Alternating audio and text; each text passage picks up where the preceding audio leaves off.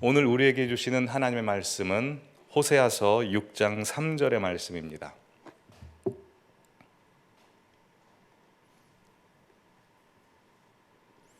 호세아서 6장 3절의 말씀 다 함께 봉독하도록 하시겠습니다. 그러므로 우리가 여호와를 알자, 힘써 여호와를 알자. 그의 나타나심은 새벽빛같이 어김없나니 비와 같이 땅을 적시는 늦은 비와 같이 우리에게 임하시리라 하니라. 아멘. 오늘 설교는 광고 한 편을 보고 시작하도록 하겠습니다.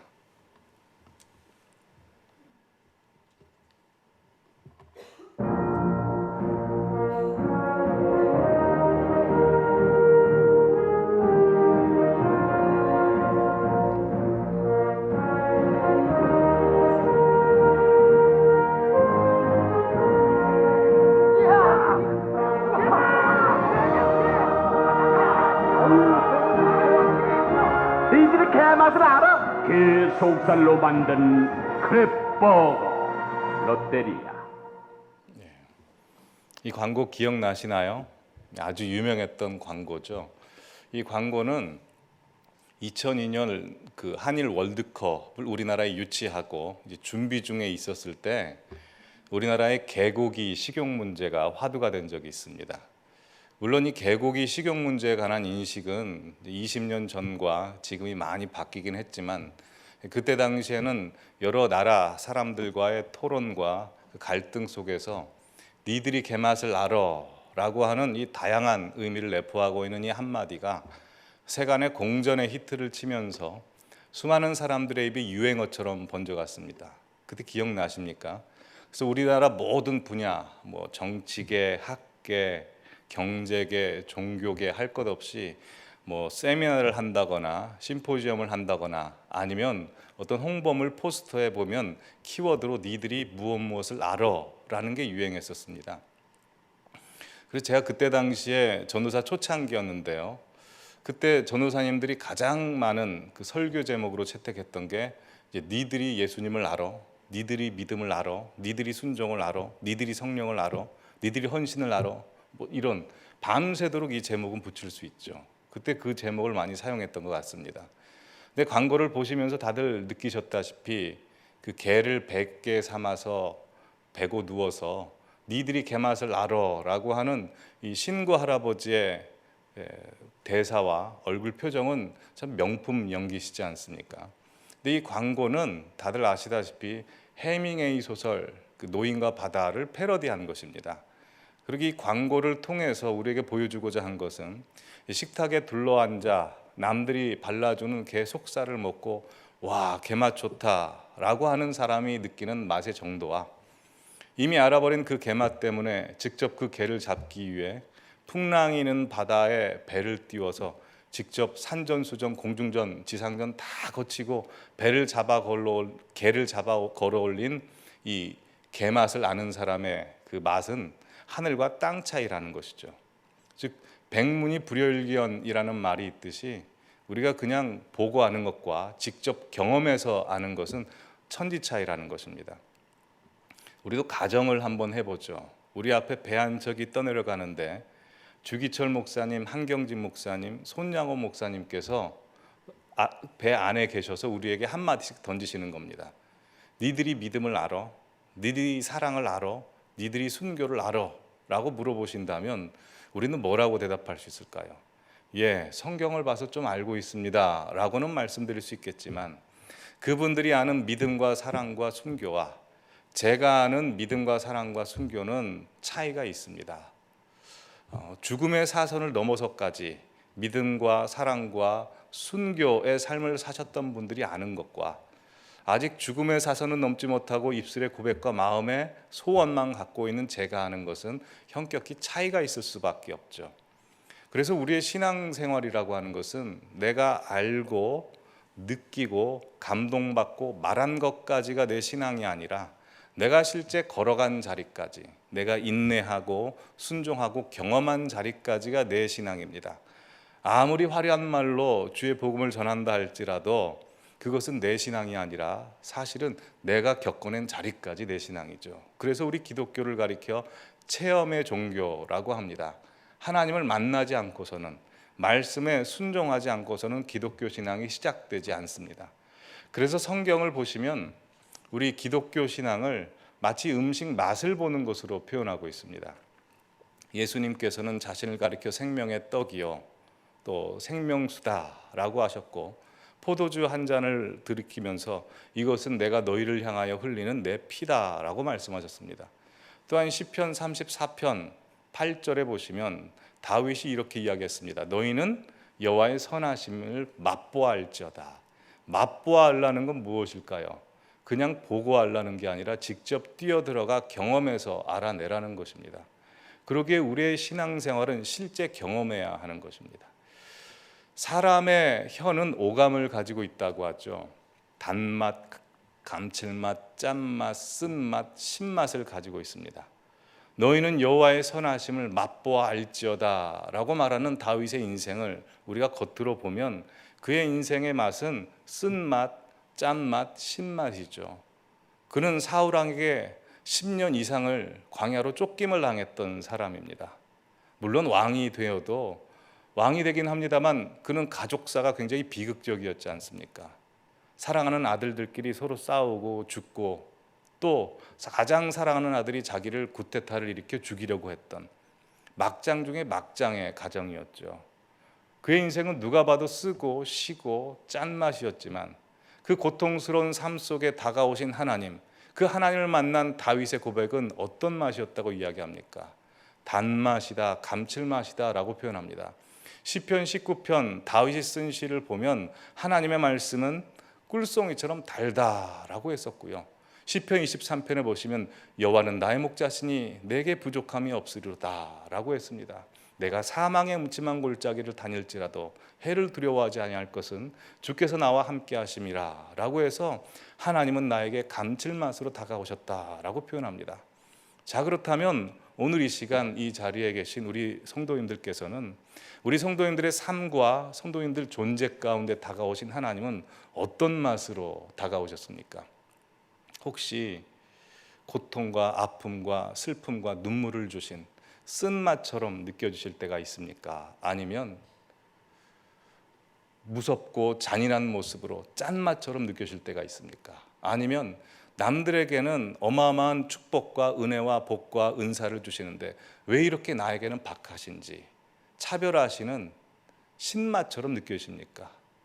사실 우리가 하나님을 대충 믿고 하나님을 대충 알게 되면 이 신앙생활만큼 쓰고 시고 짠맛이 따로 없습니다. 굉장히 바쁜 시간 쪼개내서 교회 나와서 예배 드려야죠. 헌금 내야죠. 또 봉사해야죠. 거기다 교회 생활 하다 보면 나도 원하지 않게 사람들과 갈등이 생겨서 마음 쓰고 에너지 써야죠. 세상 사람들이 볼 때는 손해도 이런 손해가 없는 게 신앙생활입니다. 하지만 지금 이 자리에 앉아 계신 우리 성도님들께서 신앙생활 해오시면서 다들 느끼셨다시피 우리가 하나님에 대해서 진지하게 가면 갈수록, 하나님에 대해서 진실하게 가면 갈수록 내 인생은 쓰고 시고 짠맛인데 하나님이 은혜의 빛을 비춰주시면 그 맛이 변하여 감칠맛, 단맛으로 변하는 거 아닙니까? 그래서 오늘도 이 바쁜 와중에 이 예배의 자리, 기도의 자리 지키러 나오신 것 아니겠습니까? 베드로후서 1장 2절에 보면 이렇게 베드로는 이야기합니다. 하나님과 우리 주 예수 그리스도를 알므로 그 은혜와 평강이 더욱 많아질지어다. 이 말씀이 무엇입니까?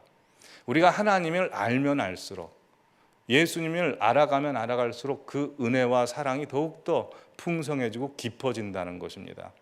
영어 비교급 구문 중에 the more가 있지 않습니까? 뭐뭐 하면 할수록 더 하다라고 하듯이 우리의 신앙생활이라고 하는 것은 참 희한하게도 겉에만 훑으면 잘 모르는데 깊이 들어가면 들어갈수록 더 깊은 은혜와 사랑과 복을 받게 되는 것이죠.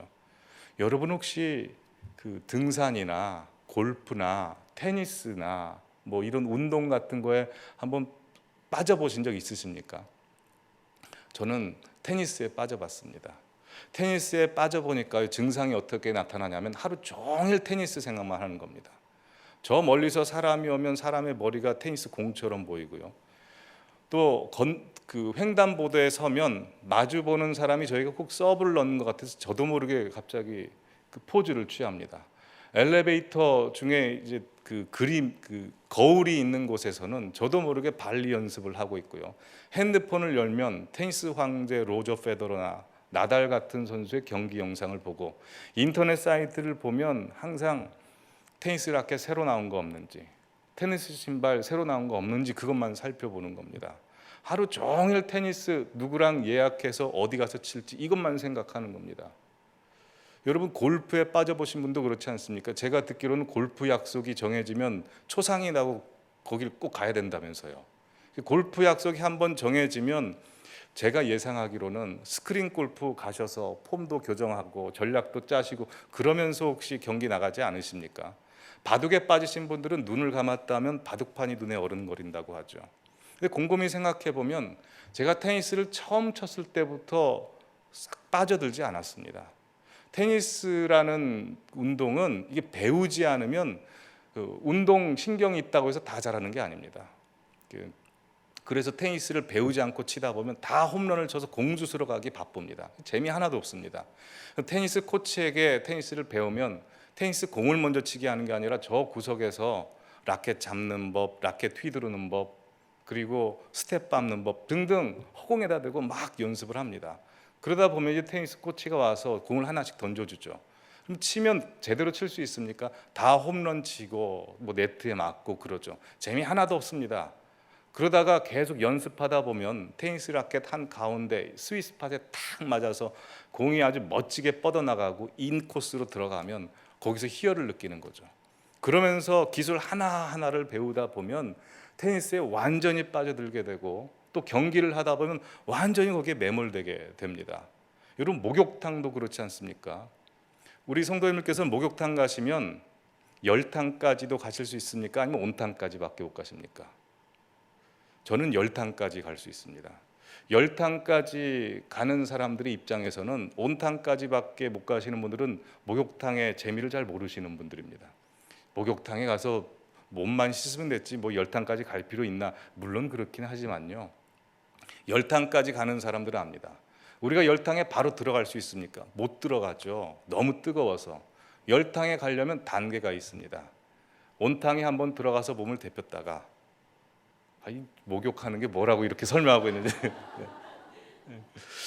네, 온탕에서 몸을 데폈다가 또 냉탕에 들어가서 한번 몸을 차갑게 만들고 이제 경건한 마음으로 열탕에 가서 바로 못 들어갑니다. 발목 집어넣고 그 다음 무릎 집어넣고 그 다음 허리, 그 다음 가슴, 그 다음 목까지 차오르면 한국 사람만이 느낄 수 있는 그 느끼는 탄성이 나오죠. 아, 시원하다. 아주 뜨거운데 시원하다라는 말을 하게 됩니다. 이렇게 세상의 것들도요. 알아가는 재미가 있고 빠져가는 재미가 있습니다. 근데 세상의 것들은 빠지면 빠질수록 우리에게 진정한 가치와 만족과 행복을 주는 게 아닙니다. 오히려 빠지면 빠질수록 우리 인생을 망가뜨립니다. 건강도 해치고요. 영적인 생활도 해치고 일상생활도 망가뜨립니다. 하지만 우리가 하나님께 빠지면 그렇지 않습니다. 하나님은 우리를 살리십니다. 우리의 삶을 균형 잡히게 하실 뿐만 아니라 우리에게 진정한 만족과 가치와 행복이 무엇인지를 알고 소명이 알게 하셔서 아무리 고통스러워도 그 길을 가게 하십니다. 그래서 오늘 본문의 호세아서는 우리 보러 하나님을 알되 대충 알지 말고 제대로 알아야 된다라고 해서 6장 3절에 이렇게 말씀하십니다. 다시 한번 읽어보실까요? 그러므로 우리가 여호와를 알자, 힘써 여호와를 알자. 여기까지 보시겠습니다. 보시면 호세아가 여호와를 알자라는 말을 2번 반복했죠. 성경에서 2번 반복했다는 것은 중요하기 때문에 강조했다는 것입니다. 근데 이 알자라는 표현은 다들 아시다시피 히브리어로 야다라는 단어입니다. 야다는 우리가 아는 것을 지식적으로 아는 것이 아니라 실제로 살아보고 경험해서 아는 것을 이야기하죠. 복음주의자로 유명하신 박사님인 제임스 패커 박사님이 있습니다. 얼마 전에 작고하셨는데요. 제임스 패커 박사님이 쓴 유명한 책 중에 하나님을 아는 지식이란 책이 있죠. 하나님을 아는 지식이란 그 영어 원문을 보면 제목이 이렇습니다. Knowing of God, Knowing about God이 아니라 Knowing God입니다. 이 차이를 다들 아시지 않습니까? knowing about God은 하나님에 대해서 아는 것, 그냥 머리로 아는 것인데 knowing God이라는 것은 하나님을 직접 만나고 경험해서 아는 것입니다. 그러기에 호세아가 이야기하고 있는 것은 우리가 하나님을 알 때 성경 공부하고 묵상하는 수준으로 알지 말고 우리 삶에 직접 초청해서 만나서 알라라고 합니다. 그냥 알지 말고 힘써 알라고 합니다. 여기서 힘쓰다라는 표현은 히브리어로 라다프라는 단어인데요. 이것은 전심전력을 다하다. 말하자면 우사인 볼트가 100m 달리기를 할 때 젖먹던 힘까지 다 하는 것. 손흥민 선수가 골 한 번 넣기 위해서 모든 에너지를 다 쏟아부어 공을 차는 것처럼 모든 힘과 에너지와 모든 정성을 다 쏟아서 하려는 겁니다. 왜 우리의 모든 것을 다 쏟아서 하나님을 알라고 할까요? 우리 하나님은 너무나 크고 깊고 무게가 있으시고 높으신 분이시기 때문에 우리의 전체 인생을 다 해도 알 수 없는 분이시고 우리의 생명을 깨트려 알려고 해도 다 알 수 없는 분이기에 우리가 그렇게 노력해서 알지 않으면 하나님을 제대로 알 수 없다는 것입니다. 혹시 이 말씀을 들으시면서 이런 마음 느끼시는 분은 한 분도 안 계시겠지만 혹시 내가 하나님을 그렇게 알 필요가 있나? 그냥 주일날 예배 정도 나오고 헌금 정도 내는 수준에서 믿으면 되지 않는가? 인생을 다 투자할 필요가 어디 있는가라고 생각할 수 있습니다. 혹시 그런 마음이 우리 성도님들 가운데 살면서 들어오신다면 자신의 신앙을 한번 점검해 보시기 바랍니다. 나는 혹시 회전목마 타듯이 신앙생활하고 있지 않은가? 회전목마 타듯이 신앙생활하고 있는 게 뭘까요? 나는 한다고 하는데 맨날 보는 것만 보는 겁니다. 주일날 되면 성경책 들고 예배당 와서 앉아 있다가 시간 끝나면 집에 가서 일주일 동안 마음대로 살다가 또 주일날 되면 교회당 왔다가 앉아 있다가 또 끝나면 가서 마음대로 살다가 이러면 맨날 보는 것만 본다는 것입니다. 근데 우리의 신앙은 그렇지 않습니다. 우리의 신앙생활이라고 하는 것은 마치 기차를 타고 넓은 계곡을 헤쳐가는 것과 마찬가지입니다. 가서 하나님 만드신 깊은 터널, 침묵의 기간도 보냈다가 하나님이 깎아지르듯한 장엄하게 만드신 그 절벽도 봤다가 그 절벽 위에 하나님이 심겨둔 꽃도 봤다가 그 계곡들을 다 헤치고 나가면 하나님이 신묘막측하게 만드신 깊은 호수도 경험하는 게 우리의 신앙생활입니다. 왜냐하면 우리가 믿는 하나님은 마치 지금 우주가 확장되고 있다고 하지 않습니까?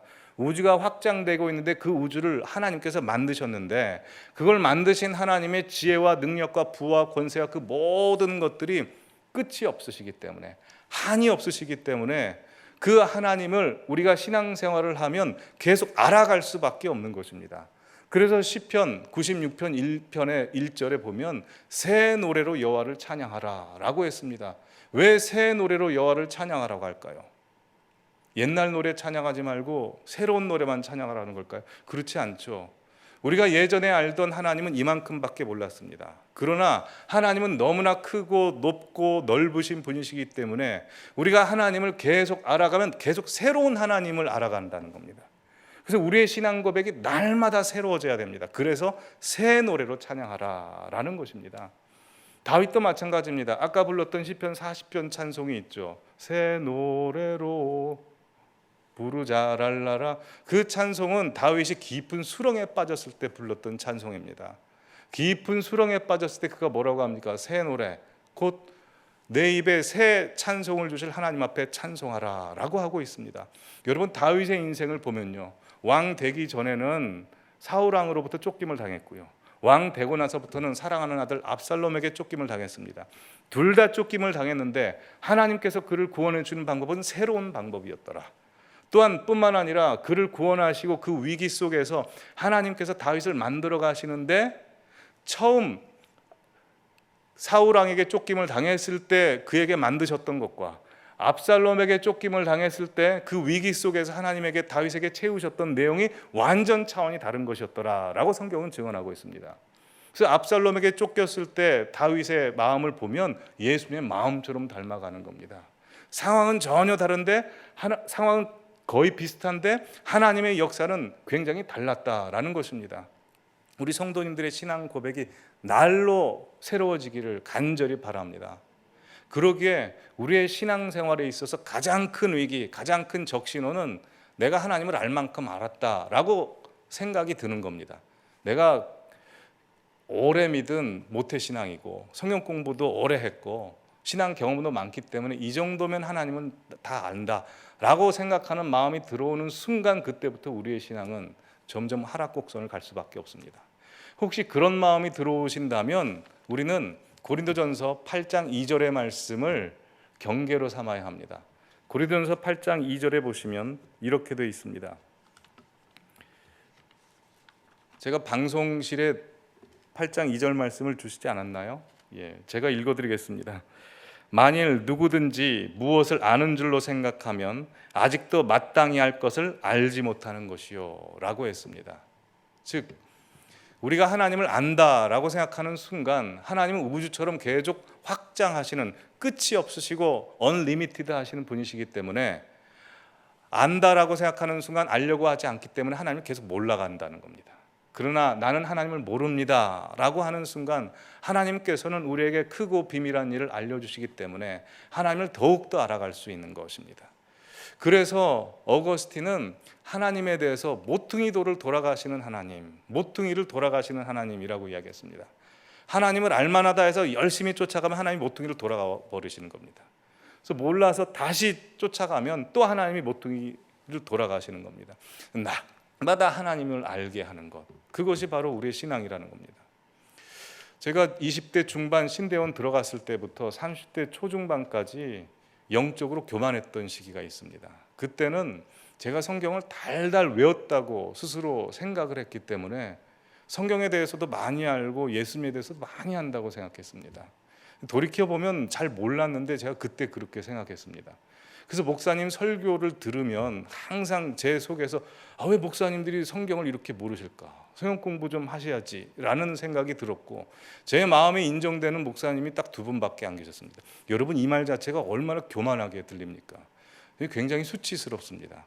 그래서 제가 돌이켜보면요, 사람이 교만이 꼭 뭐가 있고 성공하시고 뭐가 가지신 분이 교만하신 게 아니고 별것도 아니고 아무것도 아닌 사람도 교만할 수 있다라는 걸 알게 됐습니다. 별것도 아닐 때 교만할 수 있는 사람이 뭐라도 조금 되면 얼마나 더 교만하겠습니까? 우리는 항상 마음을 점검해야 됩니다. 근데 그렇게 뭔가 알았다 할 때 그때 나타나는 특징이 있더라고요. 그것은 어떤 사건이나 사람에 대해서 해석을 하고 평가는 잘하는데요, 하나님에 대한 고백이 사라지더라고요. 내가 하나님 앞에 하나님이 나에게 어떤 분인지 하나님에 대한 고백이 사라지더라는 겁니다. 여러분, 우리가 하나님을 연예인 좋아하듯이 좋아하면 안 됩니다. 연예인 좋아하듯이 좋아한다는 것은 좋아하는 연예인에 대한 신상은 내가 다 알고 있죠. 근데 그 연예인은 나를 정작 모르는 겁니다. 목욕탕 이야기를 했으니 목욕탕에서 만난 연예인 이야기 좀 잠깐 드리겠습니다. 제가 한 18년 전에 저 영동대로 남단 쪽에 있는 목욕탕에 자주 갔습니다. 근데 그 목욕탕은 옛날 연예인들이 많이 출연하는 곳입니다. 근데 제가 그 한 달에 한 번 정도 그 목욕탕을 갔는데요, 거기에 서수남 할아버지가 계시는 겁니다. 제 어린 시절에 굉장히 좋아했던 개그맨이셨거든요. 너무 반가워서 저도 모르게 가서 서수남 씨 안녕하세요 라고 했더니 저를 보시면서, 그때 서수남 씨가 개인적으로 힘드셨을 때거든요. 저를 보시고 누구시더라 그러시는 겁니다. 제가 어릴 때부터 팬입니다. 그래요? 하고 그냥 인사했습니다. 그리고 한 달 뒤에 갔는데 또 서수남 할아버지가 계시는 겁니다. 가서 또 안녕하세요라고 했더니 저를 보고 또 누구시더라 그러시는 겁니다. 그때 목욕탕에서 인사했는데 기억 안 나시죠? 저 팬입니다. 그렇군요. 그리고 몇 개월 후에 예능교회를 방문했습니다. 알고 보니까 예능교회 장로님이시더라고요. 제 친구가 예능교회에서 부목사를 하고 있어서 가서 이제 친구를 만났는데 서수남 장로님을 뵌 겁니다. 너무 반가운 나머지 저도 모르게 가서 안녕하세요라고 했더니 서수남 장로님이 안녕하세요 그러면서 제 옆에 있던 부목사님에게 근데 누구세요? 라고 물어보셨습니다. 서수남 장로님께서는 아직도 저를 모르십니다. 여러분, 연예인이 나를 모르는 건 그렇다 쳐도 마태복음 7장에 나오면 아주 심각한 말씀이 나오지 않습니까? 주의 이름으로 선지자 노릇하고 귀신을 내쫓고 말씀을 전하고 주의 이름으로 모든 일을 했다 할지라도 나는 네가 누군지 모른다. 하나님이 우리 이름을 모르시겠습니까? 이 말씀은 네가 한 일이 나랑 상관없다라는 겁니다. 그러기에 우리가 아무리 하나님을 안다, 지식적으로 안다 해도 하나님께서 인정해 주시지 않으면 그걸 우리가 하나님을 제대로 알았다라고 할 수 없죠. 왜냐하면 하나님이 알아주셔야 내가 아는 것도 제대로 아는 것입니다. 그러기에 우리는 하나님을 제대로 알아야 됩니다. 여러분, 우리가 하나님을 언제 아냐면요, 직접 만나야 아는 것입니다. 우리의 교만이 언제 깨집니까? 하나님을 만날 때 깨지는 것입니다. 고난이 조금만 찾아왔을 때 그 고난의 이유에 대해서 물어보지만 내가 알고 있었던 지식과 알고 있었던 모든 것이 고난 하나 해결할 수 없다는 것을 알게 되죠. 욥이 그렇지 않습니까? 욥이 고난의 이유에 대해서 다 찾아보지만 오히려 고난의 이유를 찾아보면서 더 큰 고통이 임합니다. 그러나 그 고통을 극복할 수 있었던 건 고난의 이유와 원인을 알았던 게 아니고 하나님 만나니까 그냥 해결돼 버리는 겁니다. 여러분, 우리가 하나님을 제대로 아는지 모르는지 한번 점검해 보시고 싶지 않으십니까? 그러면 우리에게 문제가 지금 앞에 있다면 그 문제를 놓고 내가 어떻게 반응하는지를 살펴보면 됩니다. 우리에게 문제가 있을 때 우리가 기다리는 건 뭘 기다립니까? 문제 해결을 보통 기다립니다. 근데 하나님을 진짜 아는 사람은요, 문제 해결을 기다리는 것이 아니고 여호와 하나님을 기다리더라고요. 시편 40편 1절과 2절 다윗의 고백을 함께 읽어보실까요? 시작. 내가 여호와를 기다리고 기다렸더니 귀를 기울이사 나의 부르짖음을 들으셨도다. 나 기가 막힐 웅덩이와 수렁에서 끌어올리시고 내 발을 반석 위에 두사 내 걸음을 견고하게 하셨도다. 아멘. 여러분, 다윗은 보통 사람하고 좀 달랐습니다. 대부분 문제가 앞에 있으면 문제 해결을 놓고 기다리는데 다윗은 문제 해결을 기다리는 것이 아니라 여호와 하나님을 기다렸다는 겁니다. 우리 스스로에게 한번 질문해 보시죠. 우리 앞에 놓인 여러 가지 심각한 문제 있지 않습니까? 그 문제를 놓고 지금 문제 해결이 시급하십니까? 아니면 하나님과 더 가까워지는 것이 더 시급하고 더 소원이 되십니까? 만약 내 본능적으로 아직도 나는 문제 해결이 시급합니다 라고 한다면 우리는 다윗만큼은 하나님을 모르는 것입니다. 그렇게 혹시 모르신다면 하나님, 주님을 더 알게 해 주십시오. 여호와 하나님을 기다린 다윗이 아는 것처럼 주님을 알아서 경험하게 해 주십시오 라고 기도하시기 바랍니다. 주님께서 그 체험들을 우리 성도님들께 꼭 반드시 주실 것입니다. 그렇다면 다윗은 그 절체절명의 위기의 순간에 문제 해결을 기다리지 않고 왜 여호와 하나님을 기다리게 됐을까요? 아까도 말씀드렸다시피 그는 여호와 하나님의 역사를 맛봐서 알아버렸기 때문에 그렇습니다. 이와 동일한 고백을 다 바울이 하죠. 바울이 빌립보서 3장 7절에서 8절에 이렇게 얘기합니다. 내가 모든 것을 해로 여긴 것은 내가 그리스도를 아는 지식이 가장 고상하기 때문이다. 그래서 내게 있는 모든 것을 다 배설물로 여긴다라고 이야기합니다. 다들 아시다시피 사도 바울은 금수저입니다. 똑똑한 사람이고 가질 것 다 가진 사람입니다. 그런데 세상 부러워할 것 다 가진 바울이 내 이 모든 것 예수님을 아는 지식 앞에서는 다 배설물입니다 라고 고백했던 이유가 뭘까요? 그는 하나님을 만나버렸기 때문이죠. 하나님을 만나도 그냥 만나는 것이 아니라 그 전체 인생과 생애와 존재가 온전히 하나님을 만나게 되자 하나님을 아는 지식이 나에게서 가장 고상하다는 것을 알기 때문에 내게 있는 모든 게 배설물이라고 여길 수밖에 없는 것, 그러려고 노력하는 게 아니라 그렇게 알아버렸던 것입니다. 그래서 하나님을 경험해서 아는 사람과 경험해서 알지 못하는 사람의 차이가 엄청납니다. 여러분, 우리가 옥에 갇혀서 하나님을 찬송하면 옥문이 열릴 것을 믿으십니까?